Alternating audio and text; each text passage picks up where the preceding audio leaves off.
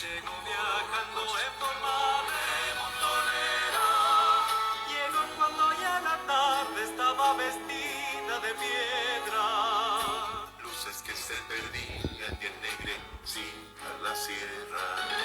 76 chacabucos formaban la guarnición. Ignacio Carrera Pinto, su jefe, su alma, su voz. La muerte estaba invitada esa tarde a la Concepción.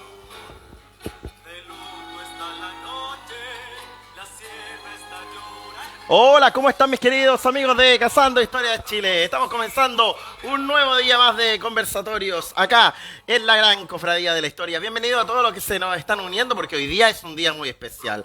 Hoy día y mañana en realidad también estamos celebrando no solamente el Día de la Bandera, sino que estamos recordando también a los 77 héroes de la Concepción. Pero aún más, incluso también a esas 3 camaradas que estuvieron con los héroes y esos 2 niños también que murieron en el pueblo de Concepción en la sierra peruana. Así que este programa dedicado a los héroes de la Concepción, porque hoy día vamos a tener un invitado muy especial acá en Cazando Historia.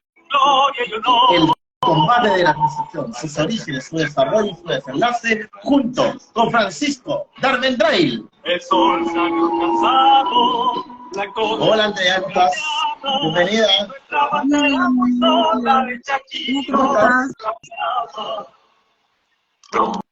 ¿Cómo estás? ¿Bien? ¿Se escucha? ¿Se escucha? Sí, sí, ahí lo estoy escuchando. Así es. Hola, ¿cómo estás, Francisco? Bienvenido a Cazando Historia de Chile. Hola, ¿cómo están? ¿Me escuchan bien? Sí, perfecto. Sí, estoy con Perfecto, te escuchamos súper audífonos. bien. ¿Cómo te digo, Deme un Francisco? segundo Qué que gusto estoy de ajustando la cámara un saludarte, momento. bienvenido. Sí, deme un segundo que estoy ajustando la cámara acá. Sí, Adriana, ajusta ¿cómo nomás ahí. estás? Bien, Ahí sí. Francisco, ¿y tú? Bien, gracias, un agrado verlos. David, ¿cómo estás? Y a nuestros amigos que están Bien. conectados también. Sí, oye, veo que estás, pero ahí con tu kepi listo para la ocasión. Te he visto en muchas actividades en esta semana. Sí, de hecho, hoy día, bueno, en la mañana tuve la posibilidad de participar en la conmemoración que se hizo acá en la Plaza Independencia, donde, bueno, en todas las unidades del país, en todas las ciudades se realiza el juramento a la bandera, ¿ya? Que es la ceremonia que de alguna manera conmemora este hecho. Tú mencionabas, alcancé a escuchar al principio justamente este día especial. Todos los 9 de julio se hace este acto simbólico en el que los soldados, los conscriptos, ¿no es cierto?, comprometen, dan su vida si es necesario por defender a la patria. Y hay que recordar que la noche previa, la noche del 8, se realiza la vigilia de las armas en todas las unidades militares del país. Esto es parecido a lo del 21 de mayo, ¿no es cierto? La noche del 20 de mayo se realiza una suerte de vigilia, ¿no es cierto?, que conmemora un poco, rememora lo que fue la noche del 21 de mayo, esta reunión de camaradería que hubo entre Plata y los oficiales en la Esmeralda.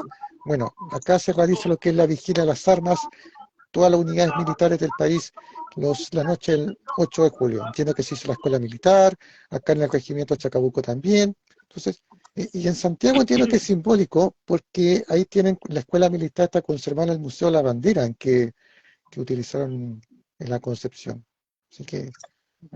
Así es. Oye, Francisco, bueno, te damos la bienvenida aquí a Cazando Ustedes Chile, a los amigos que están unidos en este momento a través del chat también, así que pueden ir chateando, haciendo sus preguntas a medida que vamos con la conversación. Andrea, bienvenida también aquí a Cazando Ustedes Chile. Y bueno, vamos a comenzar, pues, Francisco, ¿cómo se desarrolla la génesis del combate de la Concepción? Estamos hablando de que, es cierto, se encontraban la expedición, parte de todo esto con la expedición de Reyes, ¿cierto?, en la sierra peruana, y cuéntanos un poquito de los detalles de cómo se origina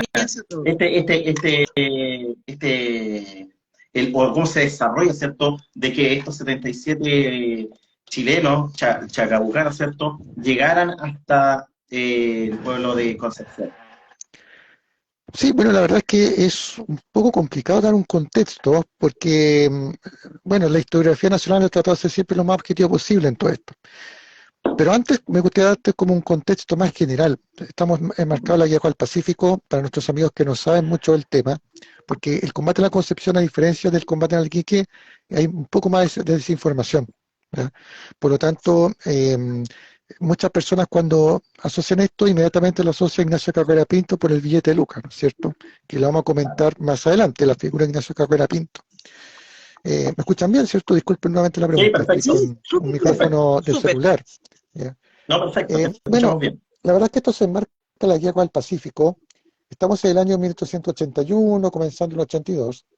La situación en el frente estaba relativamente a favor de las fuerzas chilenas porque ya se había tomado Lima, ¿ya? Y a juicio de muchos historiadores, con esto debió haber terminado el conflicto, ¿ya? Porque ya está bajo el control de la capital y por lo tanto no tenía sentido continuar la lucha.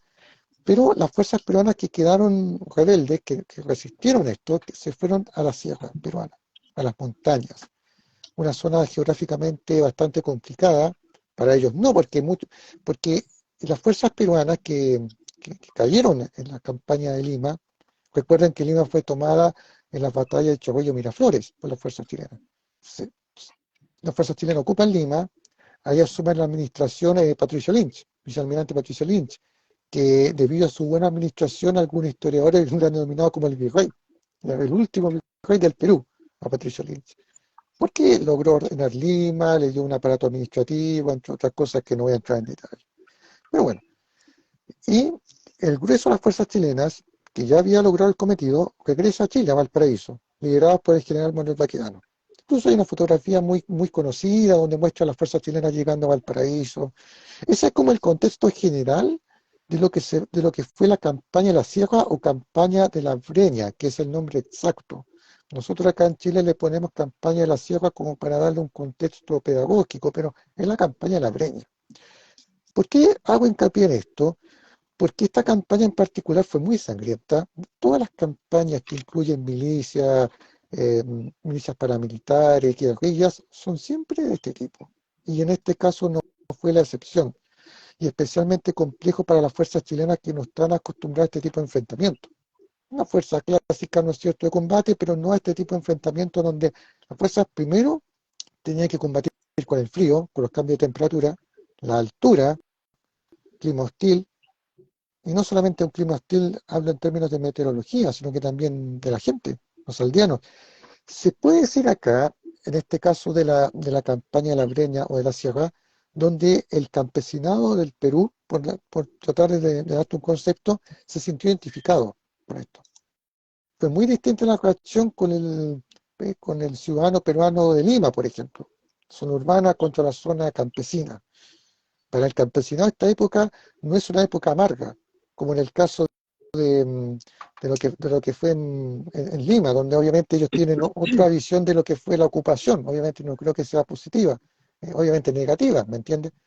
Pero donde hay buenos recuerdos de todos estos hechos fue en la Sierra, en la Breña, porque el campesinado, si tú le preguntas a las comunidades que hay, ellos tienen buenos recuerdos, se sienten orgullosos de que resistieron ante la fuerza de ocupación chilena. Y por lo tanto, sí, dime.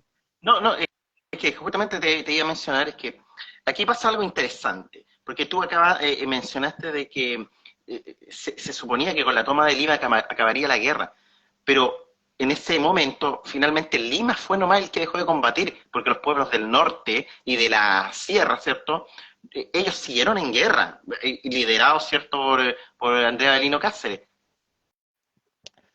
Sí, es que ahí voy a llegar, porque primero hay que dar como un... Perdón, que aquí tengo problemas con la luz. Hay que dar cierto un contexto, ¿me entiendes? Para que nuestros amigos para que entiendan un poco este tema, es un poco complicado. Se puede dividir en dos fases. Ya, la campaña de Lima, se suponía que el ejército chileno ya tenía bajo control Lima, por lo tanto, en teoría la guerra debió haber terminado ahí. Pero resulta que, como tú dices, Andrés Avelino Cáceres, más conocido como el Brujo de los Andes, logró liderar una resistencia bastante fuerte y eso hacía peligrar las negociaciones de paz que se están llevando en Lima para terminar el conflicto. Y esto se alargó todo 1882 hasta 1883. O sea, el conflicto, incluso algunos expertos dicen que debió haber terminado con las campañas marítimas, porque controlando el mar, ya Perú no tenía mucha hecho que más que nada defenderse, ¿me entiendes? Pero bueno, eso, harina de otro costal. Y Andrés Sabino Cáceres, que era un militar, ¿no es cierto?, pero que era muy astuto, muy inteligente, él conocía, ¿no es cierto?, la zona de la Breña, toda esta, ¿no es cierto?, las aldeas que había ahí, logró ganarse al campesinado y armar una guerra de guerrillas, que es lo peor que le puede pasar a un ejército regular hasta el día de hoy. ¿Por qué? Porque la guerra de guerrillas, a ver, la guerra de guerrillas en este caso tenía el apoyo de los aldeanos, del campesinado del Perú, las montañas.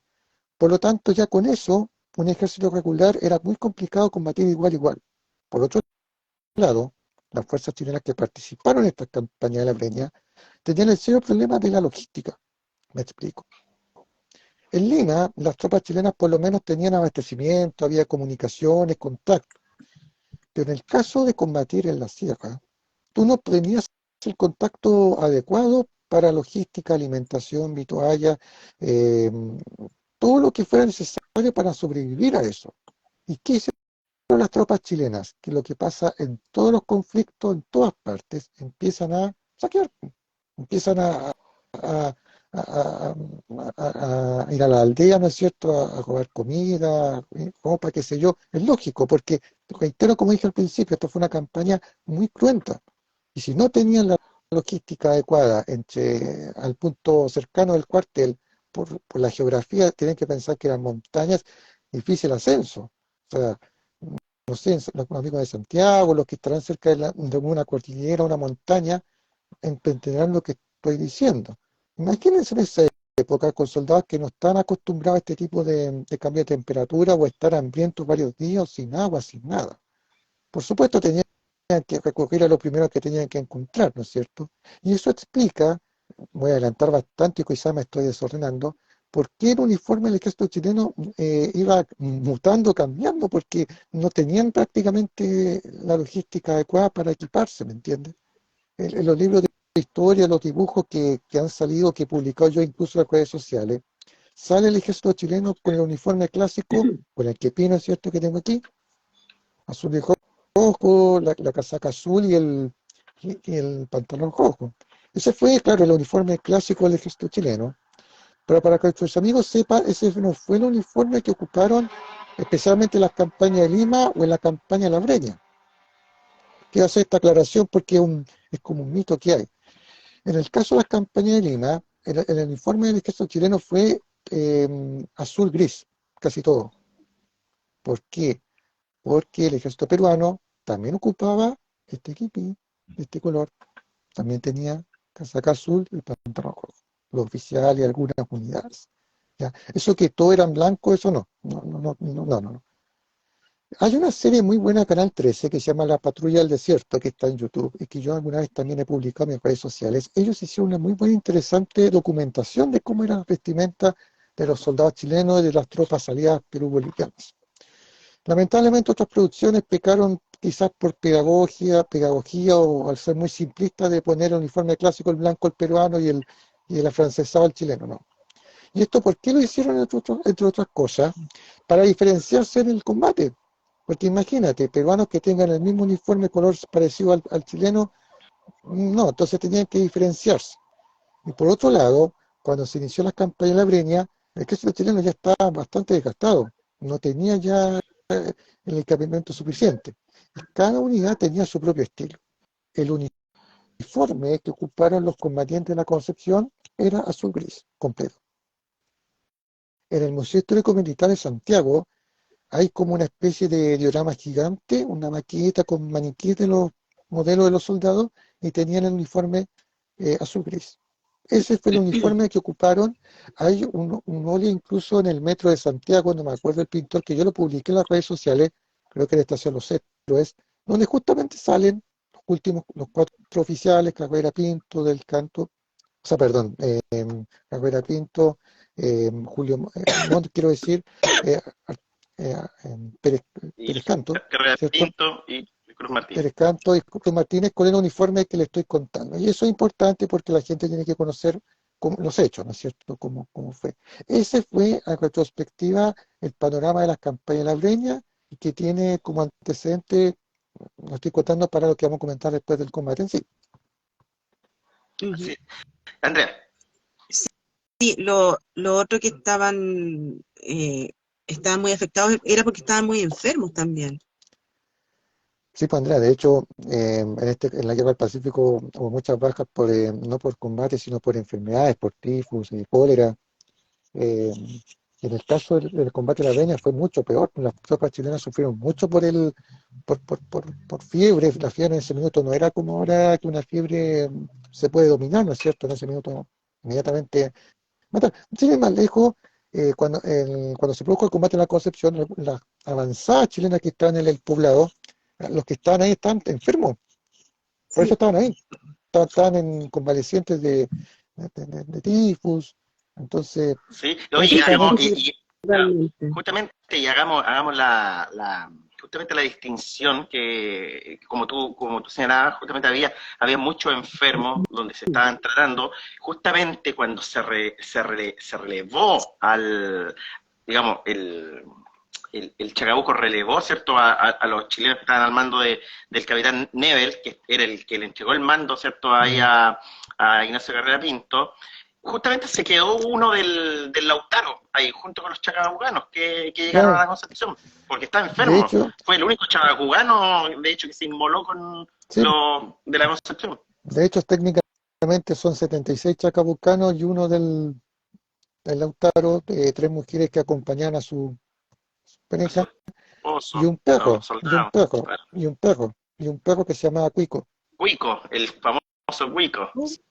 Así Eh, es. bueno, yo sé que muchos se están preguntando sobre la figura de Ignacio Carrera Pinto y me gustaría conversar un poco de él porque, bueno, ustedes saben que soy director honorario del Instituto Carrera y porque la gente lo conoce por el billete de Lucas, ¿no es cierto?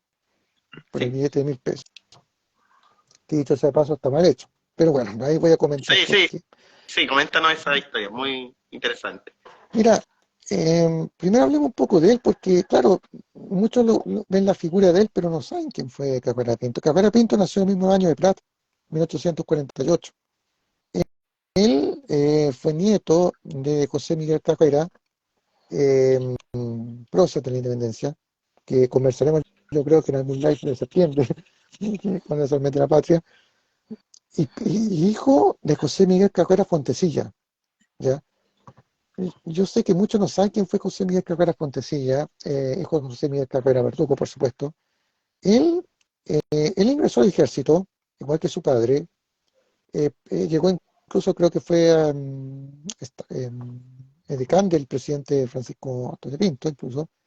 Pero al poco tiempo él dejó esto para dedicarse a la política. Estamos hablando de mediados del siglo XIX, la época liberal, ¿no es cierto?, cuando empiezan a aflorar las ideas liberales. Él se siente cautivado con esto e ingresa a la social igualdad y hace amistad con Arcos y con Benjamín Vicuña Maquena. Aquí estamos viendo al capitán Ignacio Carrera Pinto, sí, sí, Sí, la imagen muy distante al billete, ¿no es cierto?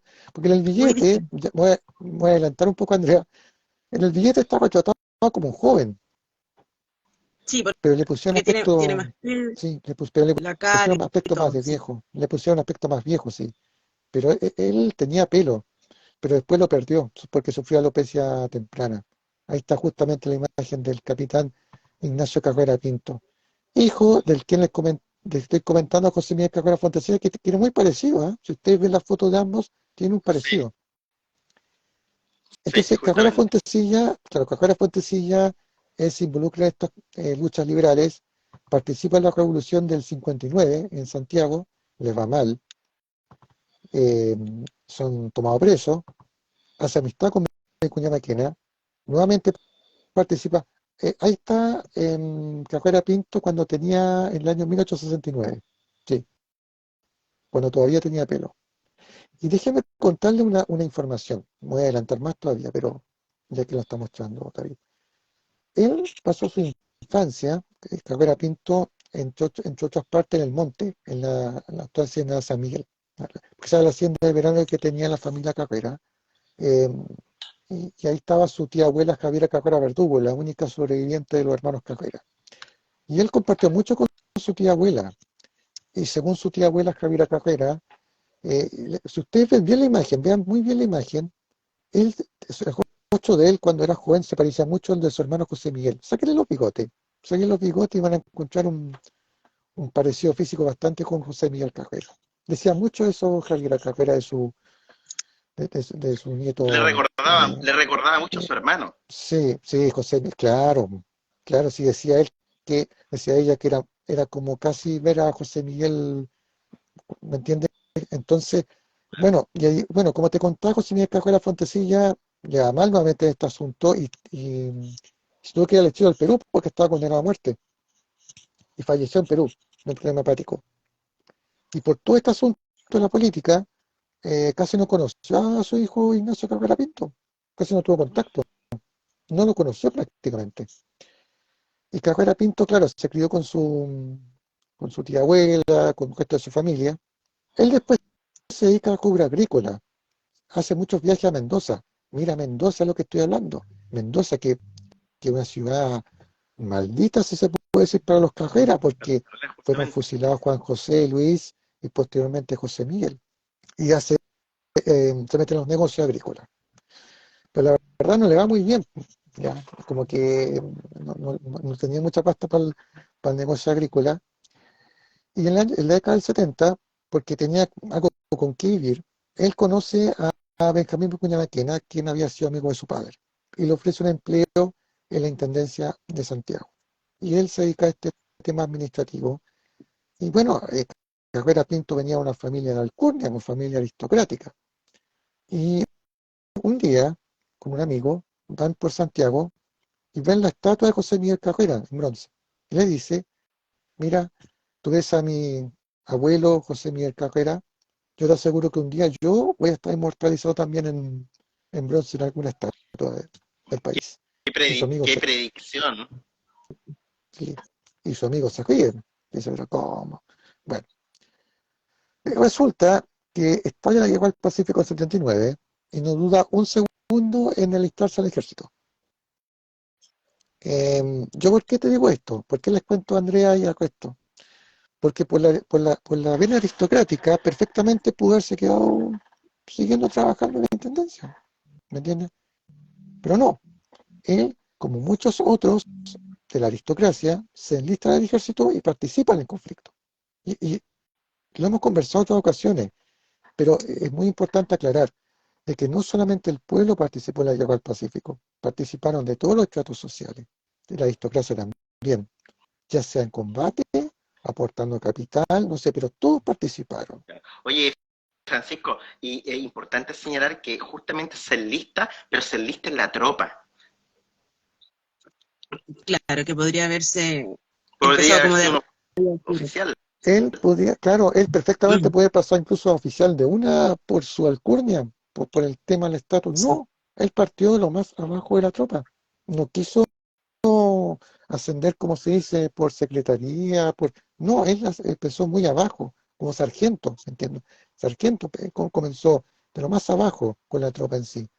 Y eso le ganó la lealtad de sus camaradas también, po. O sea, el hecho de que haya empezado de esa manera te habla también del tipo de persona que era Cabrera Pinto, ¿me entiendes? Que no era una persona cómoda, quizás que quiso todo fácil.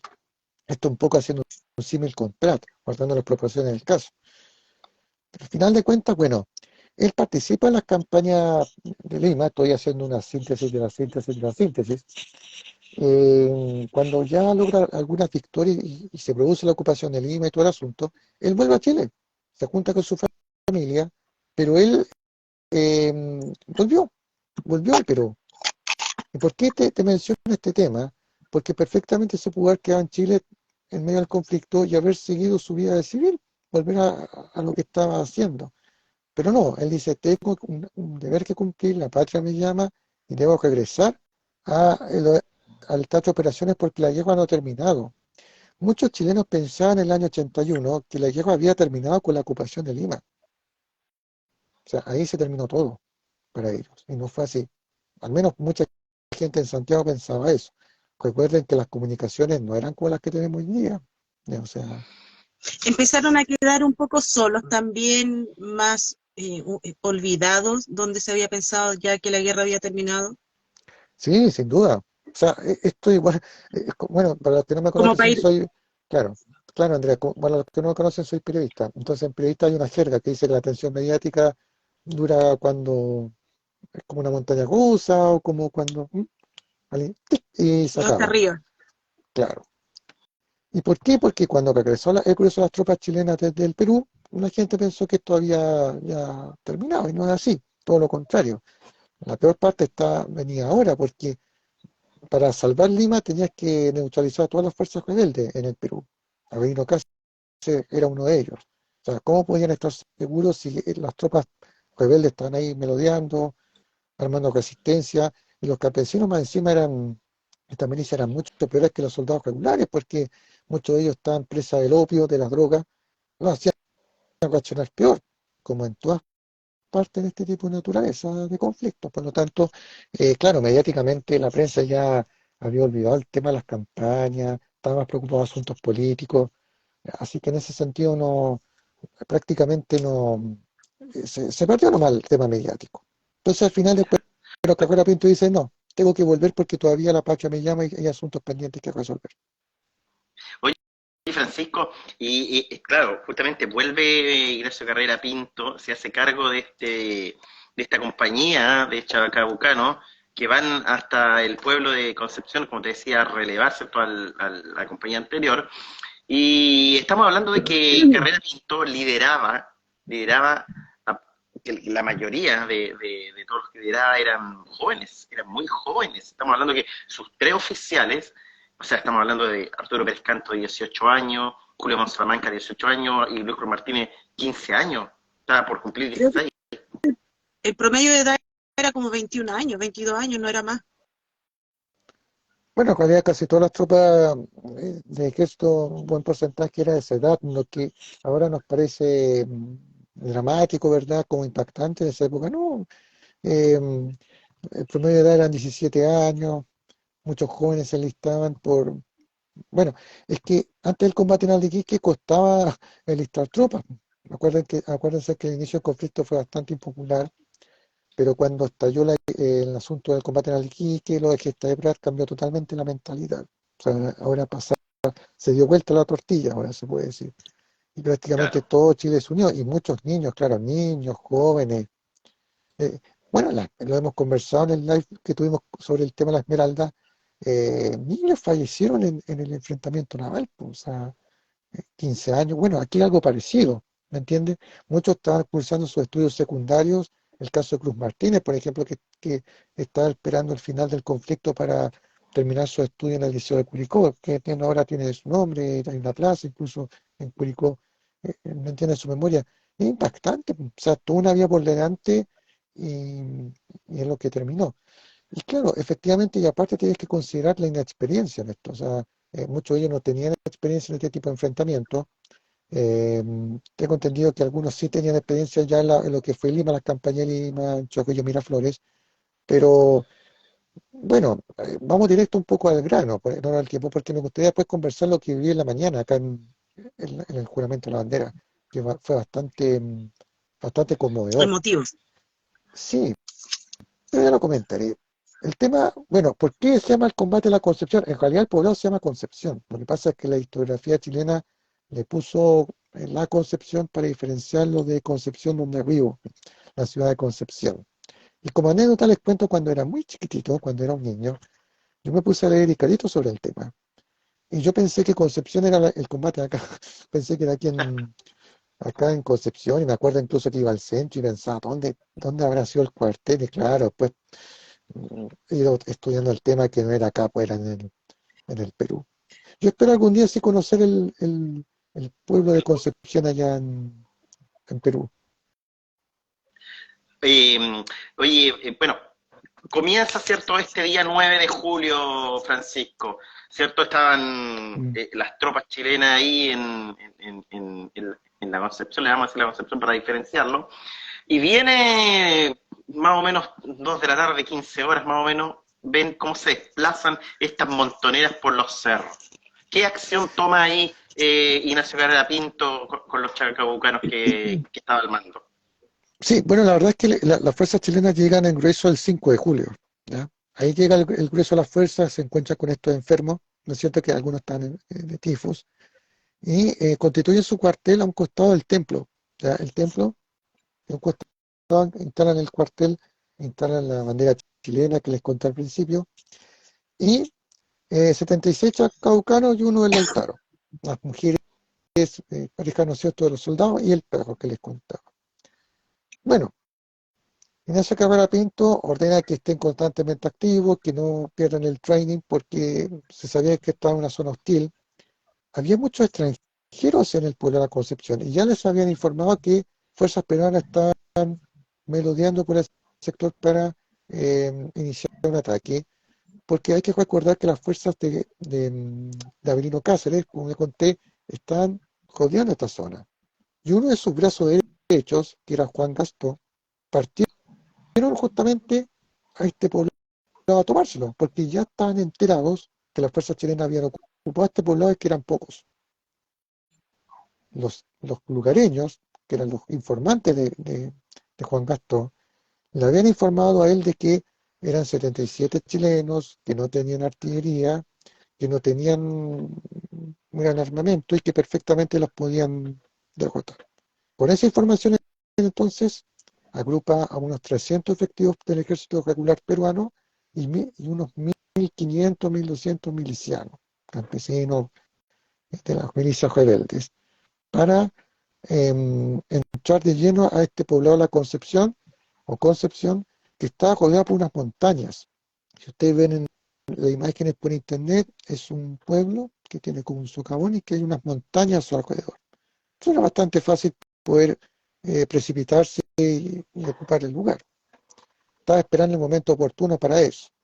Entonces, como tú decías, las fuerzas chilenas ya están ocupando el pueblo y Carrera Pinto ordenó a los soldados constantemente estar alerta, practicando tiro para no perder esta práctica en caso de que pase algo, esperando a las fuerzas de Del Canto, porque estaba el grueso de las fuerzas de Del Canto, entonces se suponía que se iban a unir esas fuerzas.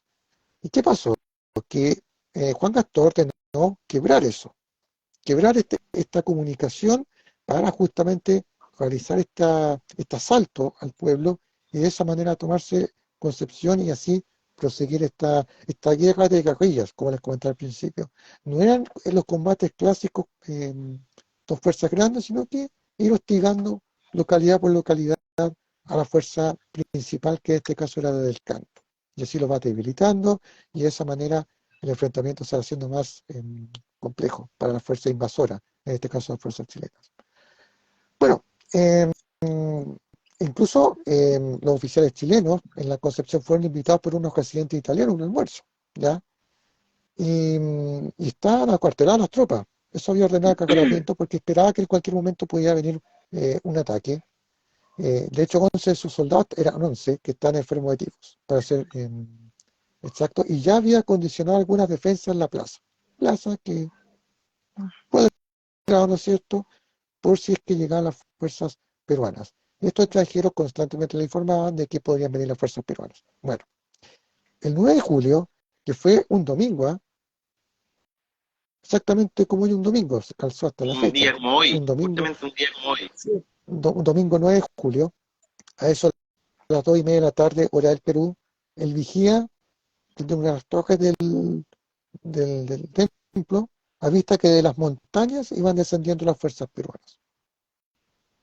Masa, ¿ya? Y ese día no habían prácticamente residentes en la Concepción por la sencilla razón que eran domingo, procesión religiosa, y el grueso de los habitantes había partido desde el pueblo hacia la ciudad. Pero estos habitantes De sabían hecho, lo que iba a suceder. Sí, eso mismo te iba a mencionar, pues, o sea, los habitantes estaban advertidos de lo que iba a suceder, por eso avanzaron 6 kilómetros distante de la ciudad en esta supuesta procesión que finalmente era parte del plan para desocupar el pueblo. Sí, pues si todo esto lo dio Juan Gastón para que pareciera, para no alertar a las fuerzas chilenas, ¿me entiendes? Y de esa manera evitar que Del Canto después llegara con refuerzo. Todo fríamente calculado. Esto, como dije, esta es una guerra de guerrillas. O sea, aquí, bueno, tratando de ser sintético, las fuerzas peruanas llegan al poblado. Yo les recomiendo que vean la imagen en internet del pueblo para que se hagan una idea. Y Carrera Pinto ordenó inmediatamente las Bocacalles sacarlas, defenderlas. eh, Ordenó que, bueno, cada soldado chileno tenía 100 tiros, por lo tanto tenían que cuidar muy bien sus balas porque el combate era desigual. 1500, 1600, no hay cifra exacta, pero hayan sido 1500, 1600, la fuerza era abismante contra los 77 chilenos. O sea, prácticamente eh, ninguna posibilidad práctica de triunfo, salvo que llegara la fuerza del canto a tiempo para reforzar y obligar un combate igual a igual. Y bueno, bueno, aquí hay una discusión en los historiadores de lo que les voy a contar. Yo voy a ser muy responsable, porque hay versiones contradictorias. La versión oficial dice de que un emisario desde el canto llegó a las fuerzas chilenas entregando una carta al capitán Cajuera Pinto. Cajuera Pinto todo esto era teniente y fue ascendido a capitán, pero nunca llegó a saberlo, nunca fue notificado, no alcanzó a ser notificado. Entonces, este emisario le informa que, bueno, evidente la superioridad numérica de ellos, lo conmita a que deje las armas y se rinda, ya para salvar su vida y a las tropas chilenas y evitar un derramamiento de sangre innecesario. Cajuana Pinto ordena un papel, ¿no es cierto?, escribir sobre un papel que, bueno, él en Santiago hay una estatua de bronce de José Miguel Cajuera, prócer de la independencia, que es descendiente de él, que por su sangre corre por sus venas de su antepasado, que por lo tanto él no puede rendirse porque es descendiente de un prócer y como chileno no lo puede hacer, etcétera. Hay algunas versiones que cuestionan eso. El investigador Mauricio Pelayo dice que no están así, tomando en cuenta el momento que estamos previo al enfrentamiento, o sea, que pudiera escribir todo eso minutos antes de comenzar este asunto. Pero bueno, el asunto es que Cajuera Pinto envió un emisario a entregar esta carta. Juan Gastón recibe la carta y bueno, él dice, si fuego quieren, Fuego van a tendrán. tener fuego. Claro, así que se inicia el combate a pasar las 3 de la tarde. Y bueno, en un principio logra las fuerzas chilenas cierta resistencia ante la arremetida de las fuerzas peruanas, pero ya a la tarde-noche comienzan los problemas, ya tienen que irse replegando poco a poco hacia el cuartel que tenían improvisado a un costado del templo, ¿ya? Y las fuerzas peruanas que no cesaban en disparar. Más encima de eso, a las 7 de la tarde llegaron las guerrillas de Mito y de Orcutuna, ¿ya? Que eran otras guerrillas que están en el sector, por lo tanto, eso complica aún más la defensa por parte de Cajuera Pinto. Y ellos están fuera del cuartel, pero al ver que la situación está muy complicada, entonces ordenan replegarse ya prácticamente cerrando lo que es el cuartel en este fuego cruzado que se está dando, ¿ya? Y bueno, la situación se hizo insostenible porque comprenderán que 77 contra 1600 no había muchas posibilidades. Y Cajuana Pinto estaba desesperado esperando los refuerzos del canto, a que llegaran las fuerzas para que pudieran apoyar esta situación. Y así cae la noche como si estuviéramos ahora, la noche del 9 de julio allá en la Concepción. Oye, yo me imagino, bueno, ya todos en ese momento estaban juramentados porque sabían lo que iban a pasar. Yo creo que las órdenes de Ignacio Guerrero Pinto eran precisas y de ahí, o sea, iban a morir luchando, iban a morir peleando y quizá a lo mejor, como tú mencionabas, la idea era poder resistir como habían resistido un tiempo antes, atrás, ¿cierto? Los buines en Sangra, ¿cierto? Me imagino que esa era la idea, pero esto, bueno, pasaron muchas cosas que no fueron muy similares a lo que les sucedió a los buines. Entonces, cuéntanos un poquito cómo fue esa noche, porque ya a esa altura del combate ya había muchos caídos, había muchos heridos, había una mujer, ¿cierto?, que estaba embarazada, que estaba por tener su hijo, que mientras la muerte, ¿cierto?, estaba ahí en medio del combate, por otro lado también la vida venía por parte de una de las camaradas. Sí, es una situación bastante dramática en la noche porque aparte del fuego cruzado, el humo, ¿no es cierto?, que venía de todo esto, asfixiaba mucho a las tropas chilenas que estaban encerradas en este cuartel. Que quedaron ahí, no pudieron seguir, porque la idea principal de Cajuana Pinto era tratar de escapar por medio de un contraataque que era imposible porque no había posibilidad. Y justo en esa noche da luz una de las mujeres, estaba embarazada, da luz. ¿Ah? Una situación bien dramática. Y iban cayendo poco a poco los soldados chilenos que estaban ahí, ¿me entiendes? Y fue en la madrugada ese día donde fallece Ignacio Cabrera Pinto, en una de las cargas que realiza hacia el exterior del cuartel. Cuando iba regresando al cuartel, una bala le da en el pecho, ¿ya? Y falleció, ¿ya? Capitán Ignacio Cabrera Pinto Nacional. Ahí asume el mando Así del es. tiro Arturo Pérez Canto. O sea, Julio Manzanabanca. Julio Montt Salamanca asume el mando porque se da el orden de mando, ¿no es cierto? Cae Ignacio Claro. Cabrera Pinto, Julio Montt, y él tenía muy claro lo que había que hacer, o resistir hasta el fin, ¿no es cierto? Y lamentablemente él también cae en estas cargas que se realiza, y más encima las fuerzas peruanas empiezan a quemar el templo. Habían arrojado fuego para empezar a iniciar un incendio obligar a que las tropas chilenas salieran de este lugar para luchar cuerpo a cuerpo. Incluso habrían enviado un segundo emisario, en lo que dice la versión peruana, estoy basándome en lo que hay Claro. en literatura al respecto, que le habrían comitado a que por favor deje las armas, pero los chilenos habrían disparado contra él y que el combate se hizo más feroz, en fin. Miren, en realidad fue el combate, bueno, todo enfrentamiento sangriento y dramático, pero esto fue a niveles casi cavernarios, ¿no? Lo que se dio. Y así llegamos a la mañana del 10 de julio. Arturo Pérez Canto había asumido el mando tras la caída en acción de Julio Montt Salamanca. Julio Montt Salamanca, que venía del ambiente aristocrático, niños por cierto, y que otro ejemplo lo que te comentaba, o sea, el tema de que no solamente el pueblo participó, sino que también habían personas, todos los estratos sociales que dieron su vida por la causa.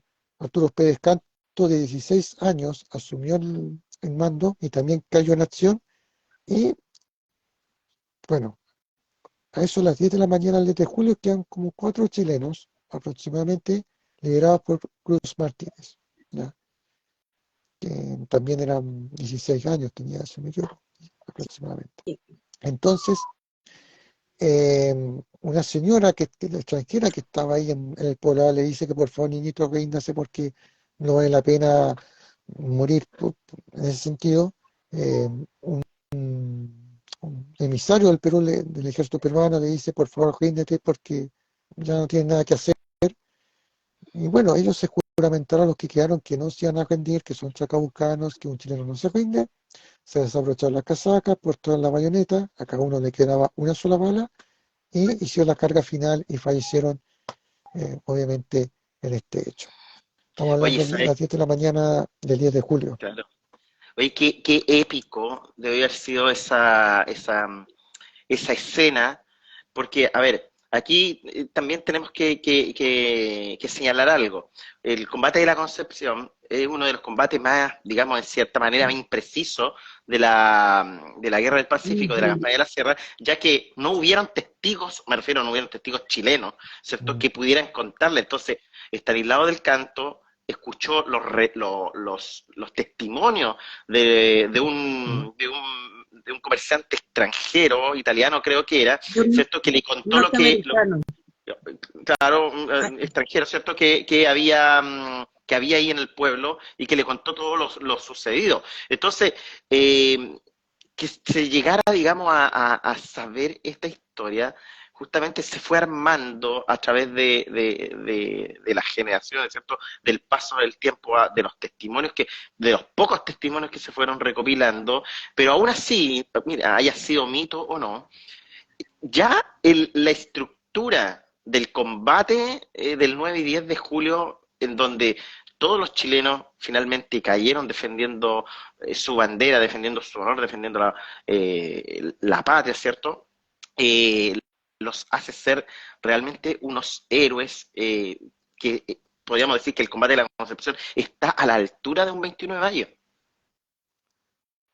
Sí, bueno, es muy bueno lo que ustedes están mencionando porque no hay testigos directos de lo que pasó, son testimonios posteriores de extranjeros.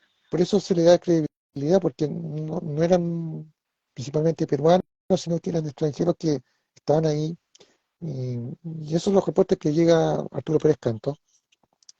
Pero ahí no termina todo, porque cuando, una hora después de que se dio la última carga, llegan los refuerzos.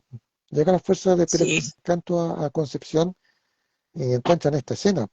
Entonces, ¿qué pasa? Que las fuerzas chilenas fusilan a los montoneros que quedaron rezagados.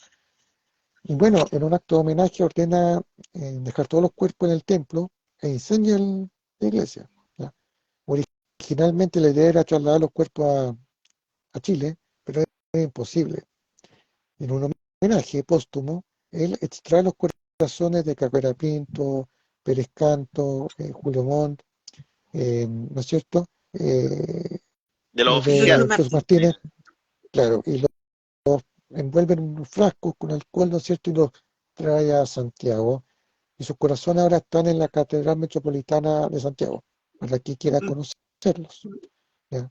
Está en la Catedral Metropolitana, en la entrada, uno ve que está una cripta de mármol con una A mano leyenda. derecha. Exactamente. En una ánfora, están en una ánfora. Sí. Y curiosamente, en el mismo pasillo, si ustedes van hacia el fondo, van a encontrar la cripta con los restos de los hermanos Carrera. Cosas de la historia para que ustedes vean que, en fin. Y bueno, Carlos Pérez Canto, claro, ordena incendiar el lugar, incendia la aldea completa, que es nada.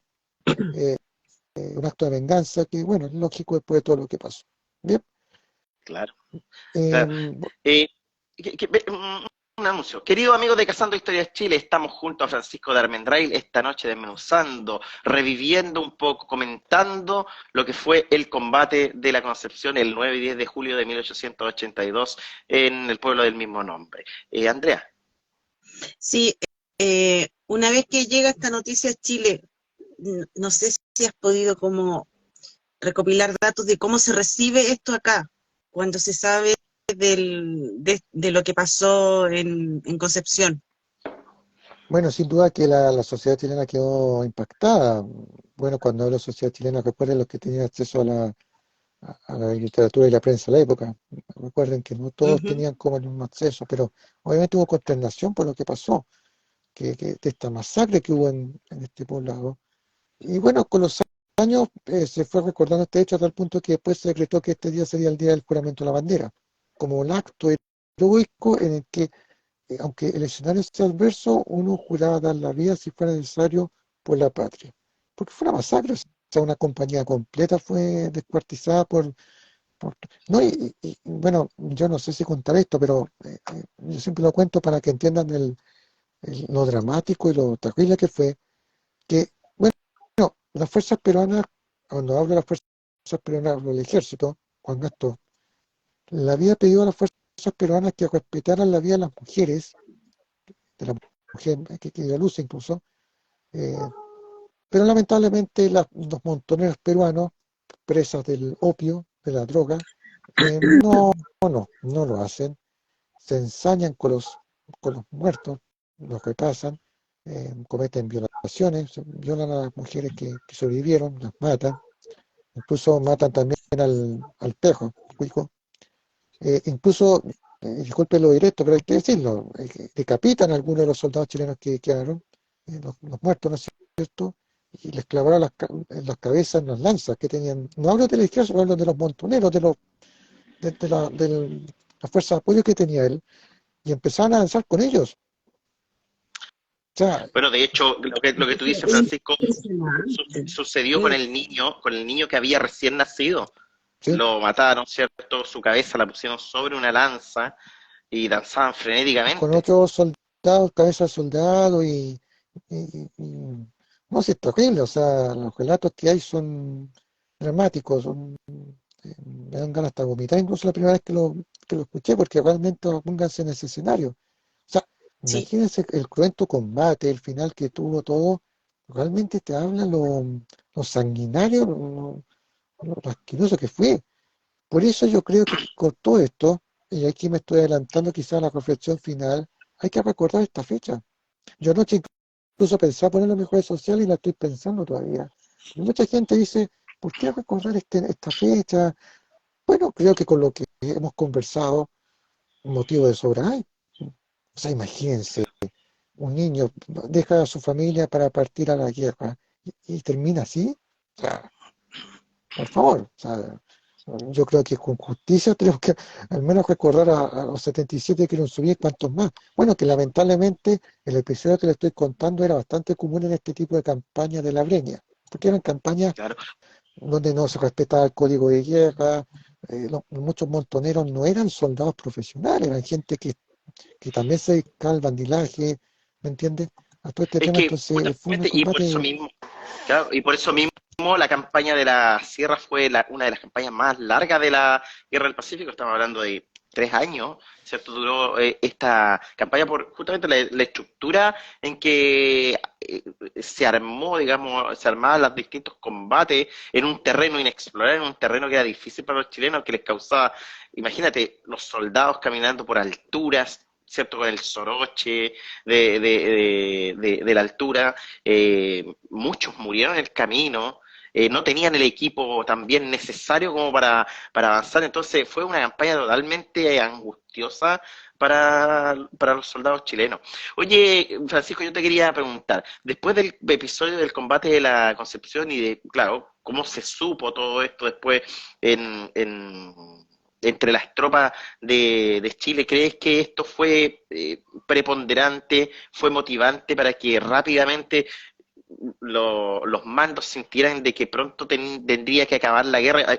Y lo menciono por lo siguiente, porque justamente un año después, el 10 de julio de 1883, fue uno de los últimos combates, que el combate de Huamachuco, donde prácticamente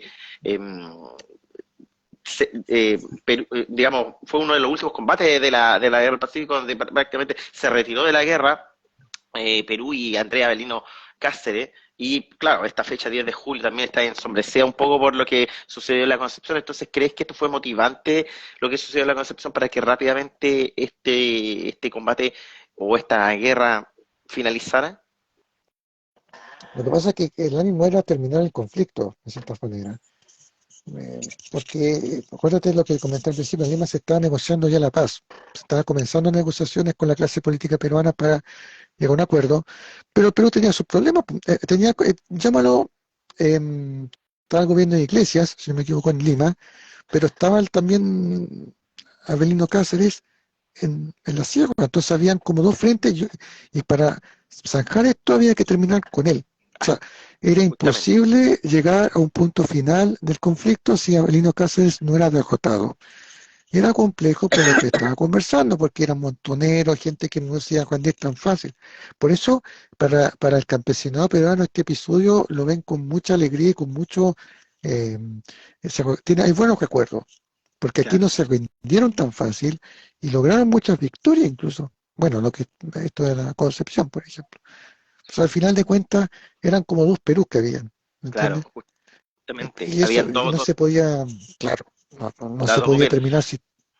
Claro.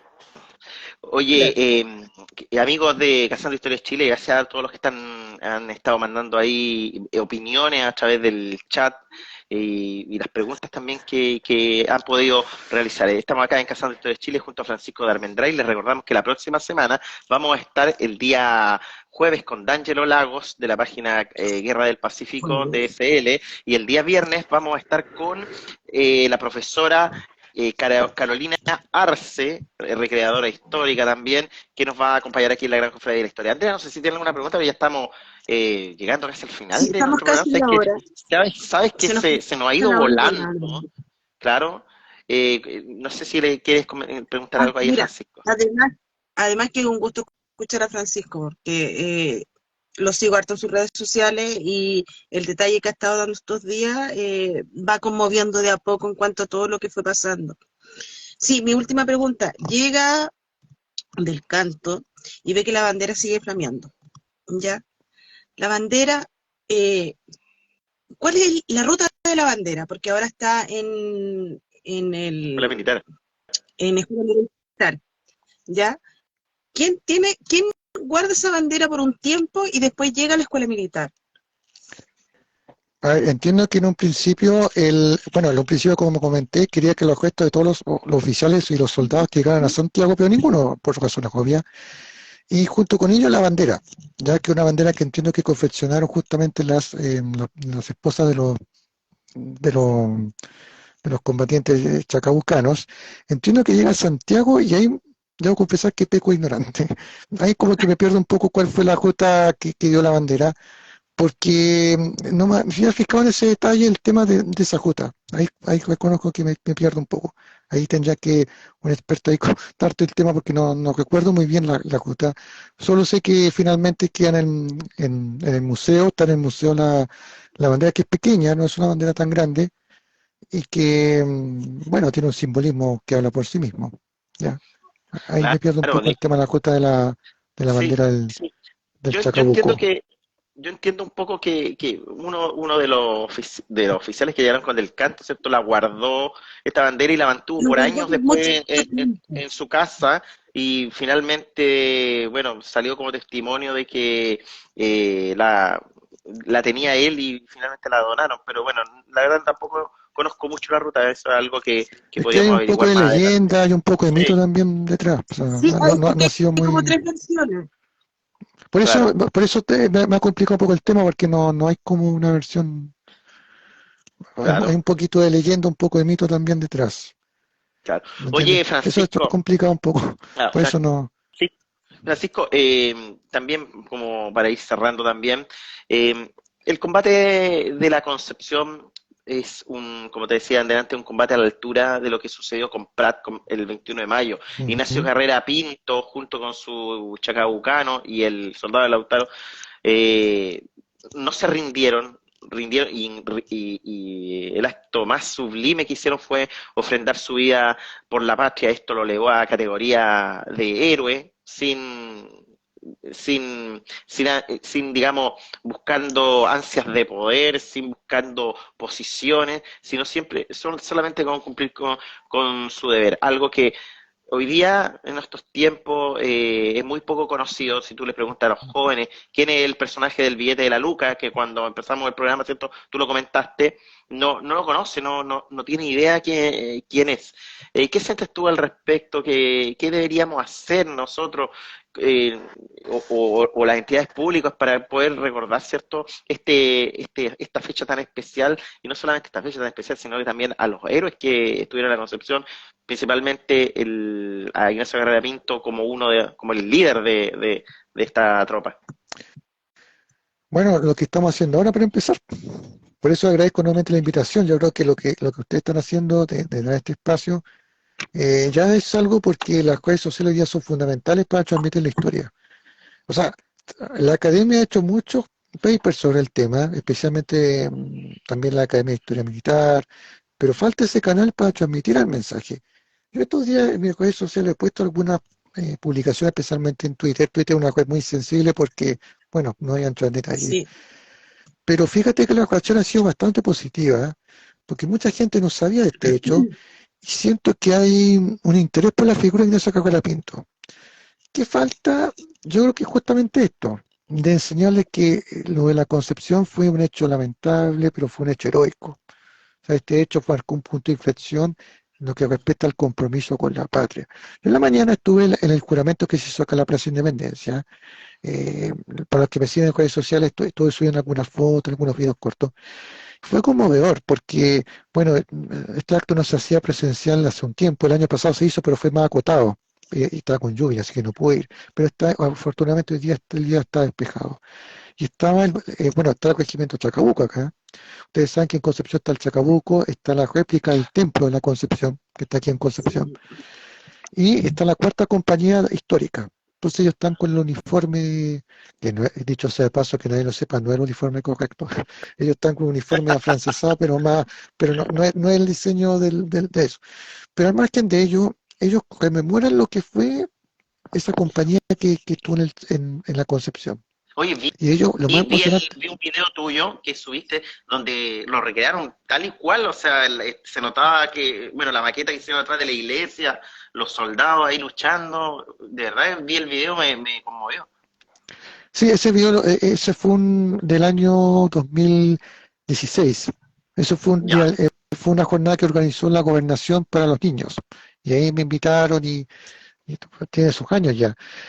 pero el templo de la iglesia, la réplica, si alguien quiere conocer cómo pudo haber sido el templo, está acá en Concepción. Ese templo se hizo el año 98, 1998, y fue construida por los propios conscriptos, no por una empresa constructora. Fueron los propios conscriptos del regimiento que con material rústico armaron ese templo, por si acaso. No, Mira, oye, yo... nada de... No, y Francisco tiene un video donde te va mostrando todo el Sí. templo y te va explicando. Sí, lo Así vi que para que lo toda- puedan ver. Oye, Sí, en las Para que redes lo puedan sociales, ver, gracias. porque están invitados. yo fui Entonces, al lanzamiento del musical Los 77 Valientes de la qué Concepción bueno. del compositor Daniel Olmos Müller, pero, ¿sabes? Me hizo llorar, pero hasta verdad, emocionante, con un final tipo ópera, ¿cierto? Apoteósico. Ojalá que esto se pueda llevar después a niveles de regiones. Lo conversábamos Sí. con Daniel y lo puedan ver. Sí. Sí, yo hablé con puede Daniel hace un ser mostrado. tiempo, sí, Andrea, yo hablé hace un tiempo que ojalá lo saquen de Santiago y vayan al Paraíso o a Concepción, acá, un lugar simbólico, porque acá está justamente los herederos del Chacabuco. Y bueno, como les contaba, lo más emocionante de la mañana fue el juramento, cuando juraron la bandera y cuando hablaron, ¿no es cierto?, el expositor, que es como rememorar lo que pasó aquel 9 de julio. Entonces uno piensa y dice, pero esto se tiene que dar a conocer. O sea, lo que hicieron ellos, inmolarse por la patria, no puede quedar en el olvido. No puede quedar en el olvido. Y con todo lo que les conté, yo creo que no puede quedar así. Por eso agradezco esta instancia y hay que aprovechar las redes sociales para difundir esto, que el 9 de julio es una fecha importante en la historia, así como el símil del 21 de mayo, y que, bueno, hay que seguir difundiendo. Acá en Concepción les cuento como anécdota que casi nadie sabe este asunto del templo. El templo está ubicado en un sector relativamente donde hay mucho tráfico, a un costado de un supermercado incluso, y mucha gente pasa y no tiene idea. Es Lo el que puse en mis redes está sociales y, frente a la Plaza de los Dinosaurios, ¿cierto? por ahí cerca, Sí, porque a un costado está el Chacabuco, está el regimiento Chacabuco ahí, sí. y tiene un pequeño museo del regimiento donde hay un diorama, una maqueta del combate en la Concepción. Incluso el año pasado construyeron un pequeño museo que lo he puesto en mis redes sociales, donde recrean cómo puede ser el despacho de Ignacio Carrera Pinto en el cuartel. Hay algunos estandartes, réplicas, unas cosas Así es. del Chacabuco ahí en la Concepción. Sí. Bueno, Francisco, de verdad te queremos agradecer nuevamente la presencia acá en Cazando Historias Chile, recurrente, Francisco, colaborándonos siempre aquí. Gracias por contarnos estas historias con las que nuestros amigos y nosotros también aprendemos, y contarle a todos que el día jueves vamos a estar con D'Angelo Lagos acá en Cazando Historias Chile a partir de las 21 horas, y el día viernes también a las 21 horas con la profesora Carolina Arce, recreacionista histórica, también nos va a acompañar. Vamos a estar solamente el jueves y viernes la próxima semana, así que para que nos sigan también en nuestras publicaciones, en redes sociales, con nuestras secciones que tenemos también cada semana que mostrarle. Así que, Francisco, de verdad, un abrazo gigante para ti. No, bueno, primero que nada, muchas gracias nuevamente por la instancia, Andrea, a ti, a nuestros amigos también que están viendo esto, que yo agradezco estas instancias porque permiten acercar la historia de las personas de una manera bastante dinámica, ágil, amena, y que ojalá esto sirva para que sigan investigando. Si la idea es que sigan investigando sobre estos hechos importantes que marcaron al país. Así es. Andrea, nosotros nos estamos viendo la próxima semana. Así es. Francisco, un abrazo gigante, y a todos nuestros amigos de Cazando Historias Chile, que les vaya muy bien esta semana. Mañana todavía seguimos celebrando y conmemorando el combate de la Concepción, porque somos acá, en este año 2023, la gran cofradía de la historia. Chao, Francisco. Francisco, un abrazo Gracias, grande. muy amable. Nos vemos, Andrea, que estén bien. Muchas gracias. Chao, Francisco. Chao, amigos, que les vaya bien. Chao, Andrea.